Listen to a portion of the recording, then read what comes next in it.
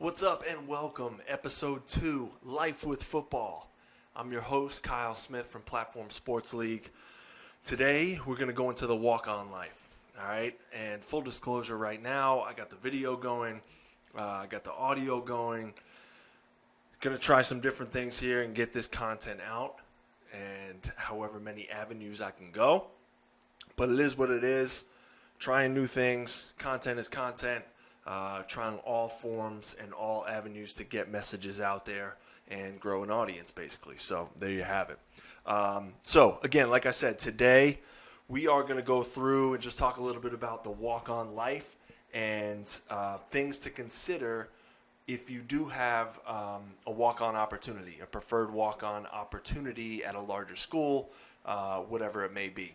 So at the end of the day, or when you sit back and really think about it, right now, it is January 22nd, and a lot of seniors in high school have a lot of decisions or are coming to a big decision in their life right now, particularly at this time. So you have that group of guys that are coming up to the last signing day with multiple offers, and they're trying to make that decision between which school of the ones that are giving them money to come play, which is the best fit. All right, so that's one category. Then you have guys that don't have any offers, right? They are working with smaller schools in smaller divisions to figure out the best fit, again, what works out best for them, where they want to go, all of that. And then you have guys that are kind of in between, all right? So obviously, for these guys, there's a lot of interest from smaller schools. There may even be a possibility of money being offered to these guys from smaller schools. But on the other side of the coin, you have larger schools, whether it be FBS or FCS schools, that are asking them to walk on or giving them what's called a preferred walk-on opportunity, preferred walk-on spot. So for these guys, I really feel like this would be the toughest decision to make for the sheer reason of you have the full spectrum within your decision. So if I'm a small program guy, Division III, Division II, I'm usually deciding on schools that are on an even playing field. You know what I mean? So they're competing with one another. I might have opportunities from several schools in one conference where the level of play is generally the same.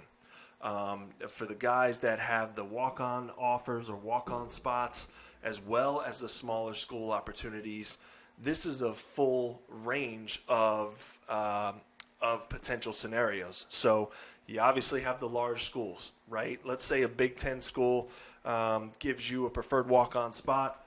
You're talking about running out in a uniform in front of 60, 70, 80, 90,000 people on game day. That's definitely a special experience. You also have the chance to go and be a contributor right away at a smaller school. You have a chance to be that guy, be the focal point of the team, and really come through in the clutch in certain scenarios for them. However, it may be a smaller environment, lesser facilities, lower attendance at the games, right? And this isn't even to consider all the academics yet. So I think with making that decision, there's a lot that comes into play. We've all dreamt about that opportunity to go out and play in big-time football or contribute in big-time football in front of 85, 90, 95,000 people and make that clutch play and live on forever as a legend within that college town or your hometown, etc. However, not everybody has that opportunity, right? What if that opportunity is smaller, where you're associated with that program in some way, shape, or form, but you might be what's called a role player or a contributor, where you might be on the scout team that's getting that star player ready for that key moment in the future or in that big-time game. So before you dismiss all of the walk-on opportunities that come your way, I want you to kind of sit and take it from the perspective of somebody that walked onto a football program and went from literally a nobody, a fifth-string walk-on quarterback, to finding his way and ending up being a starter at free safety and a contributor to the football team. I'll get full disclosure, okay? Basically, my situation, I won't go into the full story, but I enrolled in school as what was called a gray shirt. A gray shirt is somebody that comes in that is put on scholarship midway through the year. Let's say basically January 1, that next semester, that spring semester. So I basically went to Purdue as a walk-on for the fall semester, and I got put on scholarship January 1. Now, I went there knowing this was going to happen. It was in writing. So would I have made the same decision to to move myself 900 miles from New York to West Lafayette, Indiana, if I knew I was going to be a full walk-on for 4 years and not receive any money whatsoever? I can't guarantee that I would make that decision. But basically, this is my truth. I'm giving you the full story and just something from my perspective to hopefully provide some value. Okay? So thinking about the naysayers or the advice that a lot of kids in these scenarios might get, right? I see a bunch all over social media, a bunch of people that say, or the perspective that says, go where you're valued, not where you're tolerated, or go to the school that you know you're going to play and have the opportunity to be on the field. Okay, I get both of those points, and in a lot of ways, I agree with those points. However, in my particular situation, I had the opportunities to go play quarterback at a smaller program and really compete for a starting job, whether it be right away or after a year. But at the same time, through my recruiting process, I couldn't help in the back of my mind wonder, what if, right? What if I go to these smaller schools, I go through my 4-year career, and at the end of it, I sit back and think, am I going to regret not walking on and not giving it a shot at the very top and giving my dream a shot, basically? We've all had the dream of playing big-time football since we were young, since we were little. Would I be okay with not exploring that opportunity and really just leaving myself to wonder what if at the end of the day? Could I look myself in the mirror at the end of my story within football and say, are you okay with not chasing your dream or not giving it all you can at a larger institution? With all that being said, let's get into some of the key perspectives that I feel are important, or some things to consider that I think are important when exploring walk-on opportunities at larger football programs. So number one is going to be professional career. And when I say that, I'm thinking outside of football, both in and outside of football. So when you're looking at schools and you have opportunities, you might have the opportunity to walk on a football program, not get much playing time, but at the same time, enroll yourself in one of the top, let's say, engineering schools in the nation, right? And I'm just using Purdue as an example. Believe me, I was not an engineer, but thinking about some people that went as a walk-on, played some football, didn't really get much playing time, but at the same time got out of there in 4 years with an engineering degree and set themselves up for the future.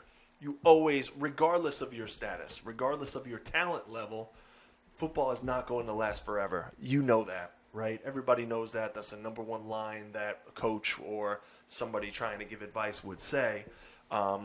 You have to think about your future after football, okay? What's going to happen to me after these 4 years? For me, I didn't have a plan. I had no clue. So I wish somebody was talking to me into the camera and laying out kind of what you should be thinking, what your thought process should be. So think about that professional career. Is it an engineering school, a large school that'll give you a lot of opportunity, but you'll have to be a walk-on and not play as much? Or let's say you want to be an architect, and that Division III school that you can go start at right now has a nationally ranked architectural program. That sounds like a win-win to me. So everybody has their own scenario that they're going to look at. You just have to balance what kind of things will set you up for the future, what school is better off for you for the next 40 years and not just the next 4 years. I want to talk about one career path in particular, and that's going to revolve around coaching. Okay, me personally, I got out of college football, and eventually, it took me a year, but I eventually got back into college football, college coaching. So I look back and think about the network that was created because I went to school and played at a large Big Ten university. Okay, thinking about the coaches that I played for, the network that was already established. When I got out and I said I want to get back into coaching, the texts and emails that I can send out to this established network really helped me out. I had a guy, his name is Lou Anarumo, my defensive backs coach in college. I had 4 different college coaching jobs, and he was a factor in every single one. He made a call. It was an email. He knew the head coach. He knew an assistant coach, but he was a factor in me getting those jobs one way or another, okay? And that happens regardless of what level you're at. But thinking about it, if you are playing at a large program and you decide to get into coaching, your network is already established at that top level. There's a lot of guys that started out at smaller schools, coached at smaller school, played at smaller schools, and worked their way up to the largest of the largest, right? Plenty of examples from going from playing at a D3 school to being a Division I defensive coordinator, things like that. But at the same time, I know all of those coaches will say that obviously your network is tremendously important, and the higher you play, the higher level you play football, the higher level you end up, with a graduate assistantship or your first job being at some of those levels to establish your career and get the ball rolling in a positive way. So thinking about that, if you're going into coaching, walking on at a larger program would really help and really set the pace for a coaching career. All right, so that's point number 1. Point number 2, and I think almost most important, is can you be okay with never playing? All right, I want you to think about that. Simply put, there is a chance that if you walk on to a large football program, there's a chance that you go all 4 years or even 5 years without stepping on the football field. So, in your mind, can you be humble enough to go through all of those years of football and not get a chance to play? It really takes, honestly, a special mindset to get through those years. You're not the most important person out there. You're not the best player out there. You're playing a role in serving your football team. It's going to be tested. Your attitude, your drive, your motivation is going to be tested. Are you a guy that demands playing time, is going to be at in the coach's office saying, why aren't I playing? Why aren't I playing? As a walk-on man, you don't have much leverage. So if you're that type of person, I think going another route might be the better option. But if you could sit there and go through that torture of a scout team football player and earning your way to maybe your 3rd or even 4th year to getting on the field, I think walking on and having that opportunity to go play at a large program might be a route for you. Let's break down really quick the ideal career for a walk-on football player. Okay, so there's many situations. There's plenty of situations that are, better off. You might be a sophomore. You might have some injuries in front of you where you all of a sudden find yourself as a walk-on player that's starting on defense, starting on offense. That's an extreme, right? You might also go the other route on the other side of the spectrum, and like I said, never play once. They could be recruiting in that position. They got depth. There's no injuries. There might be a scenario where you're not playing. But there's somewhere in that middle ground that I think is the more popular route or path that a walk-on football player would take. Okay, so let's talk about it a little bit. Freshman year, you show up in the fall. There's a 100% chance or 99.9% chance that you're redshirting. You are not on the radar for your coaches. Okay, you're playing on the scout team, getting the starters ready. You're holding a dummy or a shield, or you're actually a dummy or a shield, getting hit, getting pushed around, serving that role. Okay, so can you be doing that your freshman year? Redshirt freshman year, that second year there, it's going to be the same thing. All right, think about that. Can you go 2 years serving a role as a scout team football player? All right. Sophomore year, that third year, really, it gives you the opportunity to go through 2 full seasons, 2 spring seasons, and show those coaches that you can earn their trust. You're accountable, you're coachable, you can follow direction, and really be in the right spot at the right time. That might be your chance that year to step on the field as a special teams role player, right? You might not even be a starter on special teams, but I bet you'll be on the depth chart. If you're doing the right thing, you're doing the right thing in the classroom, you're dependable, you show up on time, you have a great attitude, you're going to find a way to get on depth chart on special teams somehow, some way. All right?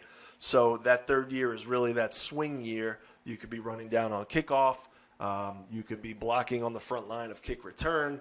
If you're athletic enough, can move your hips around enough, you can contribute somehow, some way. All right, but remember, there's always that chance that that's not an opportunity for you just yet. Junior year, that basically 4th year that you're there, you have the opportunity to play a larger role on special teams. So if you're accountable, like I said, you've been there almost 4 years now. Your coaches know what to expect out of you. They can trust you. You find your way you find your way into a starting role on special teams, right? You're known as the guy that can scream down the field on kickoff, relentless, blah, blah, blah. You're dependable on the punt team as a wing or something like that, can run down and go cover. You can play that role. At the same time, junior year, you might have worked your way into your actual position on offense or defense, being in the 2 deep, right? Whether it's backing up some starters, some scholarship guys. At the same time, there's even opportunity for injuries to occur. God forbid, we don't want that, but at the same time, that's the reality of football. That was basically my story. I was in a position at safety. There was recruiting a bunch of guys. I was on scholarship at the time, but still, there were people being recruited into that role. Unfortunately, there were some injuries that occurred, and I found my way into a starting position. So it's a reality in football. That junior year, when you're an older guy, that there could be an opportunity there for that to happen. Senior year, you know what the heck you're doing. You know everything about the football program. You know playbooks inside and out. You're a leader on the field, off the field. Young guys can look up to you, can ask you questions. Again, you're accountable. You know what you're doing. You're in the right spot at the right time. You have your solidified role on special teams, and you find your way onto the football field on the offense or defense because you are that dependable and can make some plays at the same time. So that's it. That's what I would say would be the average career, productive career for a walk-on football player. And a lot of the times I do want to mention, as a senior, for example, I played for legendary coach Joe Tiller, right? In his program, if you were there for 4 or 5 years going into your last season and you gave everything you had to that football program, there are high odds that you would end up on scholarship for that last semester. As a true thank you for your loyalty, for your hard work to the football program. I saw a lot of walk-ons get those scholarships, earn those scholarships for that last year. And those are some of those scenarios. Those are some of those videos out on social media that I love, that everybody loves, those kind of scholarship reveals where you're extremely happy for that walk-on football player that busted his ass to make himself a spot on that football team. So that's always an opportunity as well.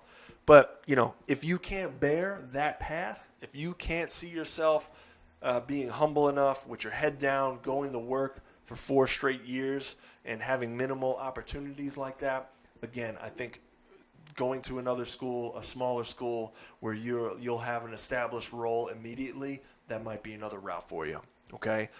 The last point I want to make is this.